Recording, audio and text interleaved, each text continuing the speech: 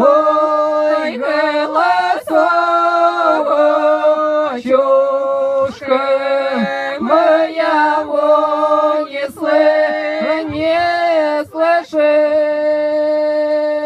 Ой, ты голосом его не слышишь, не слышишь. Ой, мой такой голос с ветром прочь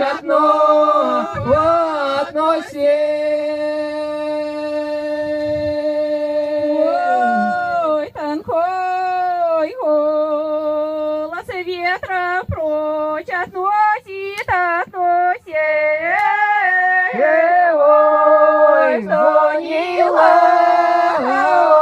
пастушка, вдоль поля летала, гуляла.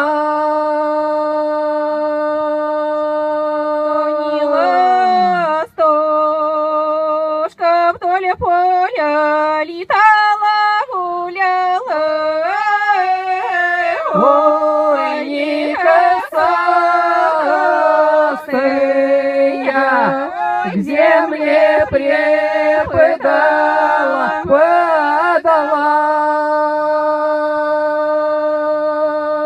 Не косастая, к земле преподала, подала. Ой, моя подружка, весточку сказала, сказала. Моя